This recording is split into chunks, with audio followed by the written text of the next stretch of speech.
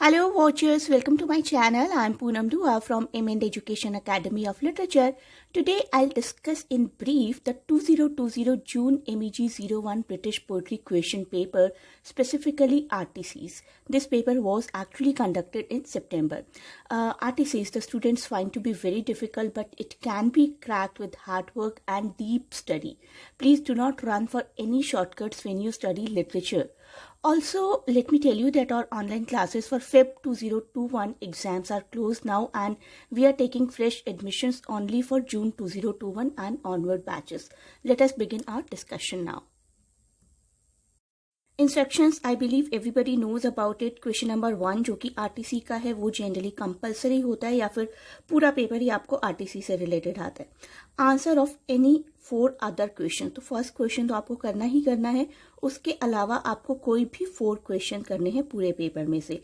Next and most important, no additional answer booklet shall be provided. आपको 25 pages की एक sheet provide कर दी जाती है, उसके अलावा आपको शीट प्रोवाइड नहीं की जाएगी. किसी को कोई कंफ्यूजन है तो प्लीज मेंशन इन कमेंट्स.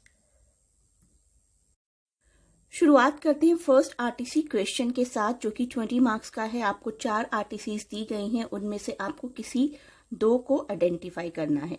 तो आपको 20 मार्क्स की भी आरटीसी आ सकती है और ऐसा भी पॉसिबल है कि पूरे 100 मार्क्स में आपको सिर्फ आइडेंटिफिकेशन ही आए. दैट इज वाई आपको इस सब्जेक्ट की डीप नॉलेज होना बहुत जरूरी है. फर्स्ट आरटीसी देखते हैं. ये learn sister which have oft times been to my aiding others to adorn whom ye thought worthy of your graceful rhymes, that even the greatest did not greatly scorn to hear their names sung in your simple lays, but joyed in their praise. So this is the first RTC जिसका कि आपको answer करना है. This has been taken from Epithalamion written by Edmund Spenser, as a gift to his bride Elizabeth Boyle on their wedding day. तो इस poetry को Edmund Spenser ने लिखा था अपनी ब्राइड एलिजाबेथ बॉयल को अपने वेडिंग डे पर गिफ्ट करने के लिए. And the poetry moves through the couples wedding day from the grooms impatient hours from early morning to late hours of night. तो इस पूरी पोइट्री में 24 hours की सीक्वेंस्ड इवेंट्स हैं.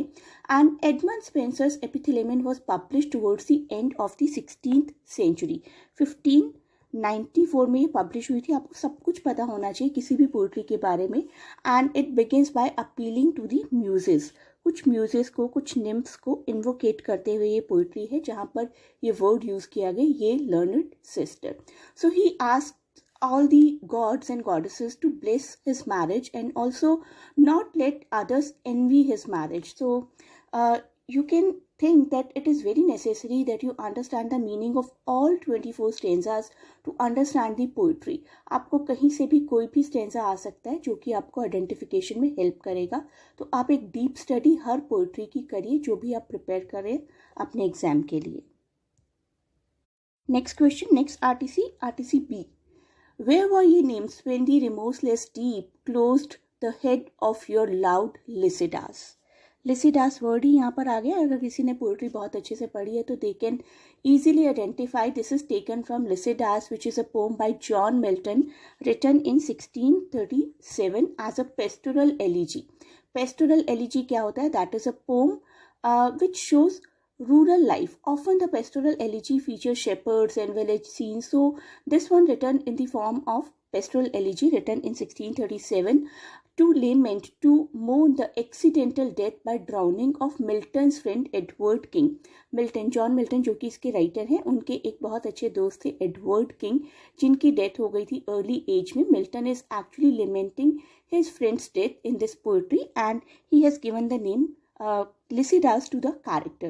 So in these lines, speaker asks all the nymphs, all the divinities, where were they when Lycidas drowned? Next RTC. Swift as a spirit hastening to his task of glory and of good, the sun sprang forth, rejoicing in his splendor, and the mask of darkness fell from the awkward earth. This has been taken from The Triumph of Life by PB Shelley का last major work था ये before his death in 1822. too. This work was left unfinished and poetry begins with a description of sun rising. You can see here sun rising के description के साथ ये poetry शुरू होती है, नेचर की अवेकनिंग के साथ शुरू होती है. And the speaker of the poem is turned away from the dawn. Splendour, glory of the sun is mentioned in these lines and the subject of Shelley's poem is human life and the plenty of old and new influences affects that compete to give the life a meaning. The situational irony of this poetry is that Shelley lost his life while writing a poetry about life. Next one. The rain set early into night, the sullen wind soon awake. It tore the elm tops down for spite and did its worst to vex the lake. I listened with heart fit to break. One of my favorite writer, Robert Browning, and this poetry has been taken from Porphyria's Lover. Whenever you mention some poetry, please do not go for any shortcuts. I am mentioning again, आपको सब कुछ पता होना चाहिए उस poetry के बारे में, उस राइटर के बारे में, उस राइटर के एरा के बारे में. तो ये पोइट्री लिखी गई थी ब्रिटिश पोएट रॉबर्ट ब्राउनिंग के द्वारा and it was published in 1836 along with other very famous poetry My Last Touches, जो कि एक बहुत फेमस ड्रामेटिक मोनोलॉग भी है. And this poetry Porphyria's Lover has also become one of Browning's most famous dramatic monologue. इस poetry में हमारा एक मेल लवर अपनी फीमेल लवर का वेट कर रहा है और उस वक्त क्या मौसम था वो भी बता रहा है. He is talking about rain, he is talking about storm और किस तरीके से उस स्टॉर्म की वजह से he was about to break his heart, he was about to destroy or damage his heart. He says that it started raining early tonight and the breeze, the wind began to cry, breaking the tops of the trees. And I was listening to the storm thinking all about this. My heart was about to break, about to be destroyed, about to be damaged. Again, I'll suggest do not go for any kind of shortcuts. Do read all poems of Browning thoroughly. He was a master of dramatic monologue. जब आप browning को समझेंगे तो उनकी लिखी हुई सारी poetries को आप अपने आप समझ जाएंगे और आइडेंटिफिकेशन भी बहुत इजीली हो जाएगा. Here we go. And to attempt essay question, one needs to have a very deep understanding of all the poems, eras, genre, and please do a detailed study. आपको बचे हुए क्वेश्चंस में से कोई 4 क्वेश्चंस करने हैं. आप 4 क्वेश्चंस अटेम्प्ट करने होंगे और आपको एराज की, पोएट्स की राइटिंग स्टाइल की बहुत डीप नॉलेज की ज़रूरत होगी. जैसे कि देखिए फर्स्ट क्वेश्चन है, you have to identify the most influential factors that shaped Spenser's career as a poet. अब आपको सिर्फ शॉर्ट नॉलेज से काम नहीं चलेगा. For this question you need to have deep knowledge of important works of Spenser as a poet, his life, his influences. Next question देखिए, write a detail note on John Donne's poetic medium. तो यहाँ पर आपको क्या चाहिए, यहाँ पर आपको जॉन डन के बारे में सब कुछ जानना है, उनकी राइटिंग स्टाइल के बारे में, how he is considered the pre eminent representative of the metaphysical poets. Metaphysical poetry क्या होती है, क्या था वो एरा, किसने टर्म कॉइन की थी और कौन कौन से पोएट्स जॉन डन के साथ मेटाफिजिकल पोएट्स की कैटेगरी में आते हैं, मेटाफिजिकल पोइट्री के कैरेक्टरिस्टिक्स क्या है, किस तरीके से जॉन डन को एक मेटाफिजिकल पोएट बोला जाता है. उसके लिए आपको जॉन डन की सारी पोइट्रीज़ के बारे में पता होना चाहिए. हर पोइट्री में से आपको एग्जाम्पल्स देने होंगे. तो you need to have a very deep study. किसी भी शॉर्टकट से काम नहीं चलेगा. Get the next question, very smart question by examiner. You are not only asked about Restoration age but about Dryden as well. Here you need to know all about Dryden, all about Restoration age, and it will be good if you know about some of his contemporaries too, like Alexander Pope. Dryden is seen as dominating the literary life of Restoration England to such an extent that the period came to be known in literary circles as the Age of Dryden. And this is what you have to answer. Although you are supposed to answer only 4 questions from the leftover questions after RTC, but still a shallow knowledge will not help. You need to have a deep knowledge. Look at the next very smart question. Explain the salient features of romanticism based on your understanding of the romantic poets. So you not only need to know about romanticism but about all the poets and poems of this era too. All the romantic poets, Blake, Wordsworth, Coleridge, Keats, Shelley. So you need to know about almost all the romantic poets of your course. I'll say just start drowning yourself into it to understand it. यहाँ पर आपको critical appreciation करना है किसी भी एक poetry का इन चारों में से, the triumph of life, Hyperion, the sick cruise और लंदन। ट्रायम्फ ऑफ लाइफ हम ऑलरेडी डिस्कस कर चुके हैं, written by PB Shelley and writing this poetry he was drowned. Next Hyperion.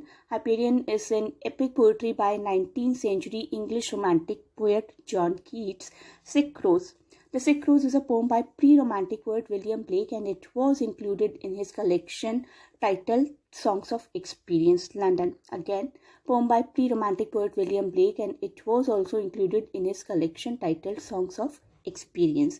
तो आपको हर पोइट्री की बहुत ही डीप नॉलेज, राइटर के बारे में, एरा के बारे में, उस पोइट्री में क्या समझाया है हमारे राइटर ने, क्या उस पोइट्री की थीम्स हैं, everything you are suppose to mention whenever you are doing a critical appreciation of any of the poetry of your course. Plus अगर आपको इसके अलावा पोइटिक डिवाइसेस, लिटरेरी डिवाइसेस क्या यूज़ हुए इस पोइट्री में, that also you are suppose to mention. The next question is about the poetry The Blessed Damozel written by Rossetti. Dante Gabriel Rossetti, an English painter and poet who helped found the pre-Raphaelite Brotherhood movement. अगर आपको poet से related moments की भी बहुत अच्छी knowledge है तो that is an added advantage for you. Damozel, पहले इस वर्ड का मतलब जानते हैं। Damozel means young married women. The blessed damozel मेरे हिसाब से एक बेस्ट पोएट्री है रिटन बाय दिस पोएट और उनकी कुछ पेंटिंग्स को भी उन्होंने यही नाम दिया है, the blessed damozel. As I told, he was a famous painter as well. Readers can see in this poetry the expression of ancient themes, the desire of isolated, separated lovers to achieve unity with the beloved. बहुत ही beautiful poetry है जिसमें आपको सभी concerns मिल जाएंगे, physical world और the world of after life से related, if you study it deeply. Next one is related to T.S. Eliot's very famous poetry, The Wasteland. One of the most important poems of 20th century, I must say, and a central work of modernist poetry written by T.S. Eliot. Few people say Eliot was a part of Imagist movement himself. तो Imagism की बात करें हम यहाँ पर, कुछ लोग कहते हैं कि Eliot खुद भी इस मोमेंट का एक हिस्सा थे, but most agree that he was just inspired. But whatever, he has used immense imagery, specifically in the second section of this poetry, Wasteland, the game of chess, जहाँ पर कि एक लाइन आती है, the chair she sat in like a burnished throne glowed on the marble where the glass held up by the standards wrought with fruited wines. तो इस तरीके से एक इतना अच्छा डिस्क्रिप्शन दिया है कि रीडर्स की आंखों के सामने वो इमेज आ जाती है। This is what imagism is. Everything he describes floats in the minds of reader. This is what we call imagism. Next question is about Sylvia Plath and the theme of suicide and death in her poetries. One of the most famous confessional poets, Sylvia Plath, जिनका work काफ़ी ज़्यादा autobiographical होता है और strikingly personal भी होता है। It is not tough to find the theme of death and suicide in her work if you read her thoroughly. So as a conclusion, I'll say poetry is neither a piece of cake nor a rocket science. Poetry से डरने की नहीं, poetry को समझने की ज़रूरत है और thoroughly समझने की ज़रूरत है। No shortcuts, please.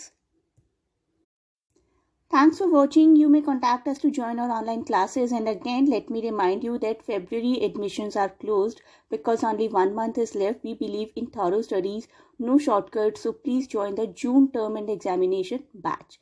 From my side, best of luck for your exams.